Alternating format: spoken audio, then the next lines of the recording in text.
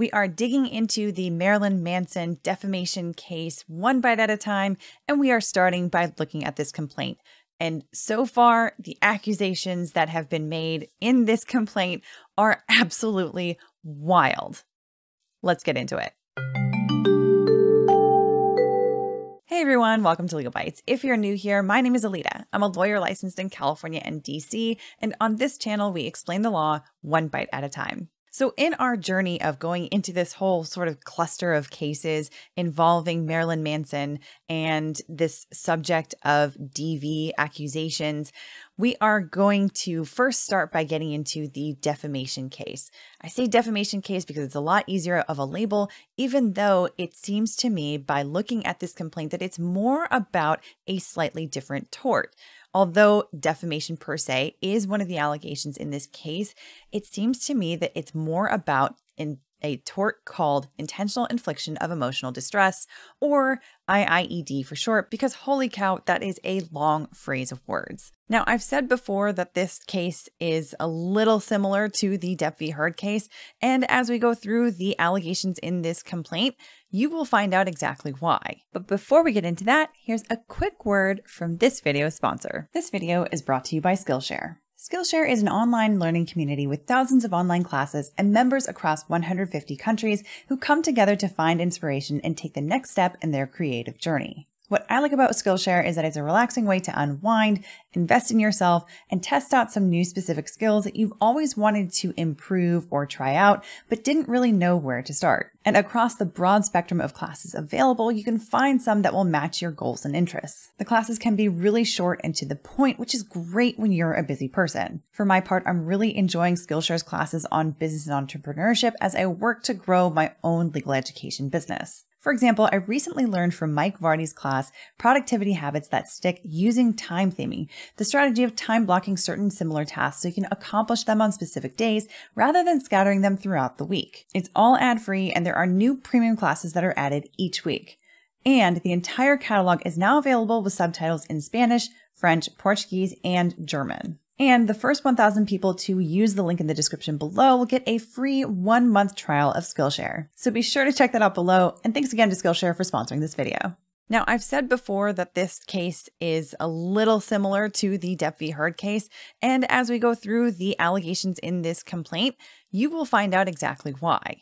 But before we get into the details, let me first start by giving a little bit of an explanation of what kind of analysis we're going to be doing looking at this particular complaint. Basically, we're going to be doing exactly what a court would be doing when they are analyzing whether a complaint is going to survive a motion to dismiss or a demure. In California, we are in California State Court for this particular case. So technically, demure is the term that we are going to be using, even though in a lot of other courts, it's known as a motion to dismiss. It's basically a response. It's a motion filed by the defendant basically saying, this complaint sucks. There's not enough here for them to actually have a viable case here. So, Your Honor, please dismiss this whole case outright. And what a court will do when they are analyzing that particular case is they are going to assume that all of the facts that are alleged are true. They are not taking any bit of energy or time or expense to analyze whether or not there is any sort of weight to any of those allegations, just basically saying, is there a factual allegation that can check a certain box for a particular element that is an element of one of the causes of action that you have? And have you done that for all of the causes of action that you have alleged here? It's a relatively low hurdle, and the vast majority of cases are going to be able to survive it. And even in the cases where a court says that they have not met their entire burden for alleging a proper complaint, oftentimes what they'll do is they'll say, you have another shot. We will be dismissing this without prejudice, basically meaning you have another shot. Go back, redraft this, fix your mistakes, and come back and refile. File a first amended complaint, sometimes even a second amended complaint, sometimes even a third amended complaint. Judges will often give a lot of opportunities for a plaintiff to fix a complaint because they don't like the idea that somebody's claims are going to be dismissed because of some sort of technicality. In some rare instances, a complaint that is a first draft of a complaint that has been filed will be dismissed with prejudice. The reason for that is going to be that it's one of those that just cannot be fixed. For example, one of the biggest ones would be statute of limitations. Statute of limitations basically means you have a certain amount of time to file a particular lawsuit against someone. And if you don't file within that window, too bad, so sad. Courts are very strict about that. But on most other cases where we're talking about that there's a particular box that hasn't been checked for intentional infliction of emotional distress, there's a bunch of elements that have to be checked off essentially with certain factual allegations that, you know, if there's an error in there, if there's a gap in there that can possibly be filled, the court will give them an opportunity to actually go back and fix the mistake and come back. So as we go through this particular complaint, I'm not going to be evaluating the facts that are alleged to see whether or not they may or may not be true, whether or not he may or may not be correct in his allegations. What we're looking for is what are the allegations involved and what are the causes of action that are being alleged, and do they fit into this particular case, and what kinds of things will he possibly need in order to prove his case? What kinds of facts are we going to be looking for that would be coming out in evidence during the discovery process as the parties are exchanging information with one another? This, of course, is assuming that this complaint does survive on all of its causes of action in response to the motions that are filed by the defendant. In this particular case, 2 anti-SLAPP motions have been filed by Evan Rachel Wood and by Illma Gore. They each have filed one. So there is a possibility that this complaint may not survive in its entirety. But I haven't looked at those anti-SLAPP motions yet. And to be clear, anti-SLAPP is spelled anti-SLAPP. SLAPP stands for Strategic Litigation Against Public Participation. It's a very particular type of motion in California. It's also called a motion to strike, or a special motion to strike rather. So there are motions that are that have been filed that are on the calendar for a hearing in December or January. We will be getting into those, not in this particular video, but we will be getting into those to evaluate those as well. For this particular video, we're just getting into what are the allegations and what are the causes of action.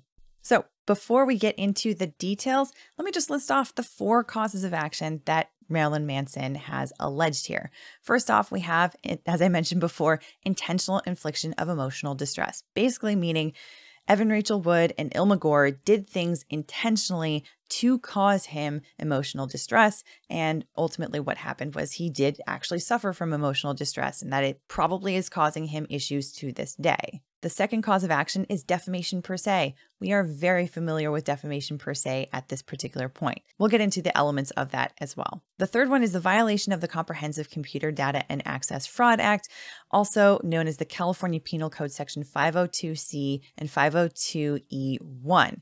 Basically, although this is a penal code section, this is criminal law, there is a civil remedy which says that he can sue the individuals that he alleges have violated this particular act in a civil lawsuit. And the same thing goes with the fourth cause of action, which is also a penal code section. It's the impersonation over the internet, basically alleging that they have somehow impersonated other individuals over the internet, and that is tied to California Penal Code Section 528.5A and 528.5E. Again, it gives a civil remedy, basically saying this is a criminal law statute, but it allows the person who has allegedly been harmed to file a civil action against the individuals that they allege have conducted this. So in this video, I will focus on the elements of intentional infliction of emotional distress and the defamation per se. But before I do that, I'm going to get into what exactly he alleges happened in the first place. And to do that, we're going to read from the complaint itself. And because this is a little bit more of a quick hit video rather than a deep dive into the individual causes of action, I intend to have individual videos on these specific causes of action to dig deeper into them.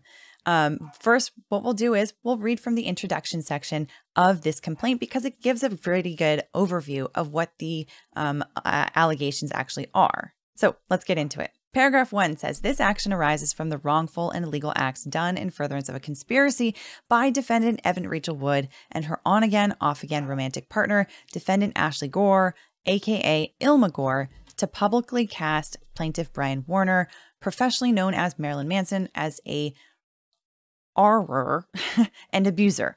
Trying to not get this too demonetized. A malicious falsehood that has derailed Warner's successful music, TV, and film career. Wood was in a serious romantic relationship with Warner from 2006 to 2010, during which time she soaked up the spirited rock and roll lifestyle that came with being Warner's significant other. For the first time, I really feel like I'm around somebody and in an environment where I can just go and not worry about being judged. She was craving danger and excitement, and as she would later explain, being with Manson put my creativity into overdrive. Despite Warner's public shock rocker persona, they had, in Wood's words, a healthy, loving relationship. This is who I am, and this is who I've always wanted to be, and I'm finally with somebody who lets me be who I want to be. And if you note, there are footnotes here that do link to specific articles, and we might be digging into some of those in the future as well. There are also some footnotes in this complaint that link to other YouTube videos that are things that have been claimed by other individuals as well that he says support his case. Very interesting stuff, and we are going to dig into those as well. But anyway, let's continue on. He then says, in the 10 years after they split, Wood never once accused Warner of abuse. That is until she met Gore, a grifter who understood that an organized attack on Warner, spearheaded by Wood's own fabricated revelation of rape and abuse, could benefit them both.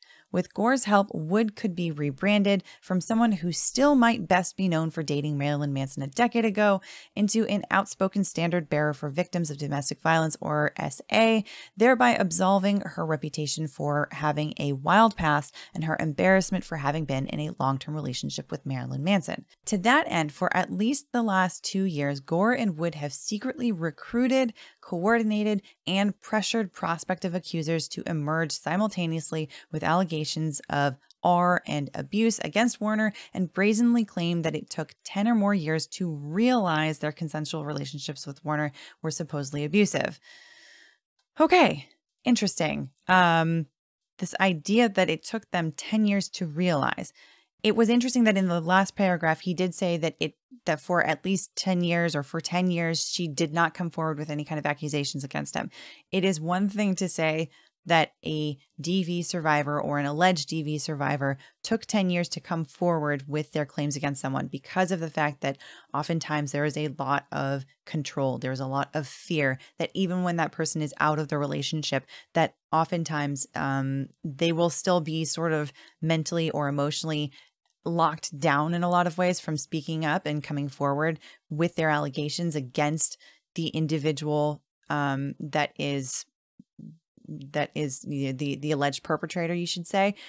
And that is something that is very common and not something that is, I think, evidence of it not happening. But what he's saying here in this fourth paragraph is that it took 10 or more years to realize that their consensual relationships with Warner were supposedly abusive. That is something that, if that is actually what they are saying, that they somehow had suppressed memories, I will say that is a bit more suspicious than your typical DV survivor that is saying that it just took them a long time to come forward because they were afraid.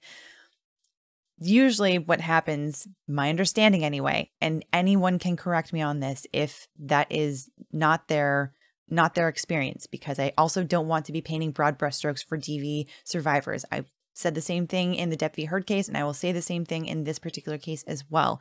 I never want to be painting broad brushstrokes. You know, I will make comments about what the average experience seems to be, but if there are outlying experiences, there are outlying experiences. Not every single case is the same. Not every single case will be the same. But from my understanding, usually the folks that go through these experiences, they know what they have gone through. They understand what they have gone through. They just are having a hard time talking about it. But this idea that it took them 10 or more years to realize it is a little bit more suspicious. And if there is a psychologist that I can talk to interview, to discuss that particular topic, that if that is a thing, if that is a possibility, I am more than welcome to have those conversations as well. But anyway, let's continue with the allegations here. He goes on to say Woods and Gore's wrongful conduct in furtherance of their conspiracy is staggering. And then he's got some bullet points here. They impersonated an actual agent of the Federal Bureau of Investigation by forging and distributing a fictitious letter from the agent to create the false appearance that Warner's alleged victims and their families were in danger and that there was a federal criminal investigation of Warner ongoing. And then there's an attachment A. We will get into that attachment A in just a little bit. But first, let's continue on through these bullet points. I will first say that if this is true, that is a serious accusation, wild accusation to make. And if there is evidence behind it, that is even wilder. Let's continue on. They provided checklists and scripts to prospective accusers, listing the specific alleged acts of abuse that they should claim against Warner, attachments B and C. We'll get into those attachments in just a second too. And they made knowingly false statements to prospective accusers, which have since been repeated by those accusers in court filings, including the defamatory claim that Warner filmed the SA of a minor. That would be a defamatory claim if it is, in fact, not correct, and if that statement is being made intentionally. So, okay, let's continue on. Additionally, in furtherance of their conspiracy, Gore solicited Warner's personal information, including logins and passwords from former employees who were entrusted with such information, hacked Warner's computers, phones, email accounts, and/or social media accounts, created a fictitious email account to manufacture purported evidence that Warner was emailing illicit we'll say, and swatted Warner just days after Wood suddenly appeared all over the media in order to draw further unwanted attention to Warner and to the false allegations Wood and Gore conspired to have made against him. The wrongful conduct alleged herein has been invasive, harassing, defamatory, and otherwise injurious to Warner and his career, personal life, and well-being. Accordingly, Warner has brought this action seeking general, special, and punitive damages against Wood and Gore in an amount to be determined at trial and an injunction preventing their future wrongful conduct. So, as I said before, the accusations in this complaint are pretty dang wild. We are talking about not just one woman coming forward with some allegations that Warner or Marilyn Manson alleges that are in fact defamatory because they're not true. But we are talking about a conspiracy with other women. And it appears that there is one woman who says that she was approached by Evan Rachel Wood and Illma Gore and with these supposed checklists and whatnot. And according to her, she says that she didn't have that experience and she was alarmed by the fact that she was being reached out to for those purposes. We'll be getting into her claims as well as to what she says happened when they reached out to her more in depth in another video as well. So let's go back to this allegation about them impersonating an actual federal agent of the FBI and the attachment A that he references in this complaint. Here is attachment A. It does not include any kind of insignia from the FBI or really anything. It's just basically a letter on what looks like plain paper. Very interesting. The first question here is this document real? Does it really exist? Or is this something that could have been concocted by Marilyn Manson himself? This is one question that we will be getting into. Another question would be if Evan Rachel Wood used this in some way. My understanding is that she did use this for the purposes of a child custody issue. The third question with that is if she used it, she either believed it was real or she created it herself. How did she come upon it if she believed that it was real? Was this mailed in a simple envelope to her, or was this something that was emailed to her as an attachment? I would like to know. There are a lot of questions with this. Another question is, how can it be linked to her creating it? Is there other evidence that is discussing this particular letter as well? Basically, as we continue through this, we're going to be asking a lot of two questions. What happened and how do we know? What kind of evidence is there to back up how we are able to come to a particular conclusion? So let's look a little bit more in depth at what this particular letter says. It says, "To whom it may concern, please be advised that Miss Evan Rachel Wood is a key witness in connection to a criminal investigation in Los Angeles, California, involving an international and well-known public figure. The safety of Miss Wood, her family, other victims, and of their families are of the utmost concern during this time. Contact for more information regarding the safety of victims, human and sex trafficking crimes." And then there's a lot of redactions. You can see the Federal Violent Crimes Department. I believe that there's an allegation that that department does not exist. That is something that is entirely provable. Also, I believe that there is an allegation that the FBI agent that has been named in this particular letter is an actual FBI agent, which, if that's the case, that's another thing that is entirely provable, that if this is not real, that is something that that FBI agent would be able to attest to. And they are, I would say, an entirely unbiased individual in this particular case and have every interest in testifying as to whether or not this is real. Because if it's real and they are working on an active case, they would probably have an interest in maintaining that truth. And if it's not real, they absolutely would also have an interest in getting that truth out there as well. So then there's attachments B and C that are related to the checklists and scripts that Marilyn Manson says Evan Rachel Wood and Illma Gore provided to prospective accusers. Let's take a look at those as well. So here is attachment B, which is a checklist that appears to have been filled out by one particular individual. I have one question that I have here is, how did he come to receive this? Was this provided by that particular individual who says that she was approached, but she did not want to participate? Or was this somehow obtained through some other means? I have some questions about that. Aside from that, if this has been obtained through some other means, it probably could be verified by that other woman who says that she was approached and says that she was given a checklist. And so she probably could say, this is exactly the checklist that I was provided as well. Now, looking at this particular form, you can see that it has a portion for the name, the contact, whether or not they are willing to testify. Then also it goes through to say what kind of a relationship they had with him, whether they were an intimate partner, a spouse, or a staff and or band member.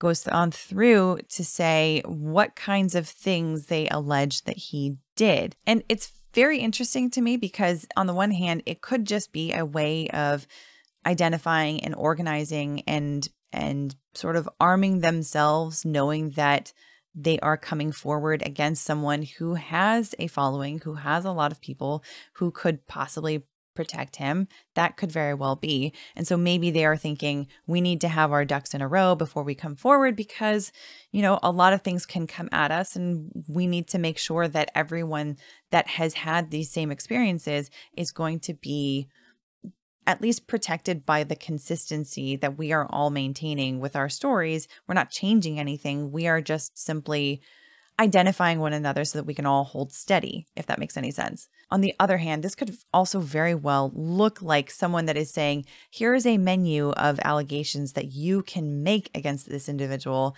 and we will back you up. In other words, saying, we don't really know if you actually experienced anything, and maybe you did, maybe you didn't, but we don't really care, and come forward with us anyway, and we'll be part of this whole conspiracy together. Either of those are possible at this point in time, and we will be digging into those a bit more in the future. And then here is attachment C, which appears to be some kind of a script that has been written multiple times over. You can see that there are various different colors that have been used. I'm not sure if the colors mean anything in particular as far as certain drafts or what, but it does look like it's all been written by the same handwriting. So it looks like it was the same individual that wrote it each time. There's no indication to me that this has been written by multiple people, at least by the handwriting anyway. But this could be that someone is just organizing their thoughts through the editing process. When I create my videos, I often will have multiple drafts. I'll have sometimes handwritten portions and then typed up portions that all sort of like throw together so that I can get my brain hopefully moving in one line throughout a particular video. But then otherwise, I mean, this could also be that someone is sort of piecing together a memory that doesn't actually exist. It could very well be one way or another.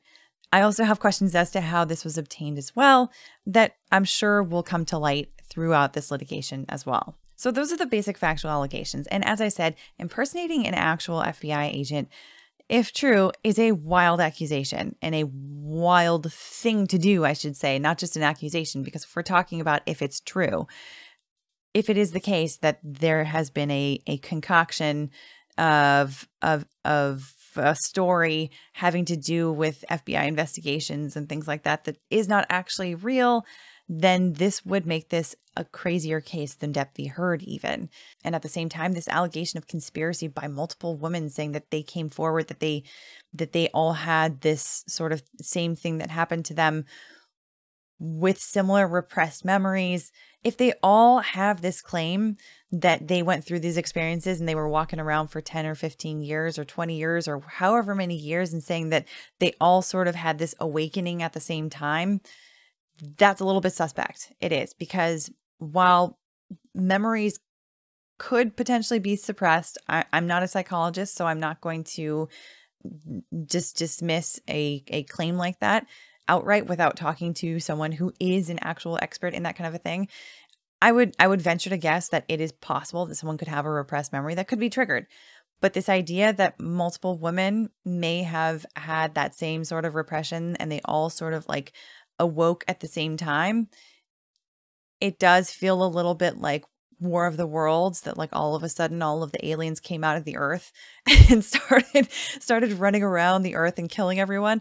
Not to say that like maybe that's not the best comparison between the two, but just this coordination is what it feels like if it's all happening at the same time. And maybe that's not true. Maybe it is real that these women just were walking around and sort of like dismissing their experiences on their own throughout their days and throughout their lives moving forward, and that they just sort of realized, actually, this was messed up what I went through. I don't know. That's possible. I'm not going to make a conclusion one way or another until I do some more digging. But I'm just saying there are certain questions that are coming up that are already feeling a little bit suspect. So that's that. Anyway, so with all of these allegations, what is it that they need in order to prove the causes of action that Marilyn Manson has alleged in this case? First, we have intentional infliction of emotional distress, which has basically 4 elements and then some like sub-elements. Anyway, let's get into it so that you understand what it is that I mean. So there are 3 basic elements of intentional infliction of emotional distress. And the first one is that he has to allege that there has been extreme and outrageous conduct by the defendant with the intention of causing or reckless disregard of the probability of causing emotional distress. So that's one element. Technically, you could actually break that up into 2. First off, extreme and outrageous conduct. Has there been extreme and outrageous conduct that has been alleged in this particular case? I would venture to guess that impersonating an actual agent of the FBI would fit into extreme and outrageous conduct. And this other allegation of this coordinated sort of conspiracy of allegations that are not true would also fit into that. And the reason why I say that is because under California law, in order for it to be extreme and outrageous conduct, it must be so extreme as to exceed all bounds of that usually tolerated in a civilized community. Generally, conduct will be found to be actionable where the recitation of the facts to an average member of the community would arouse his or her resentment against the actor and lead them to exclaim, "Outrageous!" This is typical case law that I am quoting here that is coming from the case KOVR TV Inc. v. Superior Court that came out in 1995. Now, in addition, a court can consider evidence of the defendant knowing that the plaintiff had a particular vulnerability or susceptibility to emotional distress to determine whether the behavior was outrageous for purposes of this analysis. So basically, the intimate kind of relationship that this individual has with the plaintiff, that the defendant and the plaintiff have together, can also be looked into to see if Evan Rachel Wood or Illma Gore, if they knew of any particular sort of vulnerabilities that Marilyn Manson had based on how they knew him. Now, the other part of that first element may sound familiar to you if you are very familiar with the Depp v. Heard case, because that kind of sounds like actual malice, right? We're talking about the intention of causing or acting with reckless disregard as to the probability of causing, in this particular case, emotional distress. Now, the second element of IIED is that the plaintiff suffered severe or extreme emotional distress. Has that been alleged in this particular complaint? It has. He has alleged it. Whether or not it has actually happened is another matter. We'll get into it in the future, but at this point, he's alleged it. Now, the third element is that the plaintiff's injuries were actually and proximately caused by the defendant's outrageous conduct. And again, this is something that he alleged in this particular complaint, so I do think that we get there. So as far as IIED claims, we are there. We have probably enough here to survive a motion to dismiss or a demure. So I think that we're pretty good there, and we're probably going to get into the discovery process in this particular case. Now we get into defamation per se, and if you are familiar with Depp v. Heard, you probably are also very familiar with the elements of defamation and defamation per se. So defamation, of course, means that the defendant lied about the plaintiff, and second, that she lied not just negligently, but with actual malice, because we are talking about a public figure again.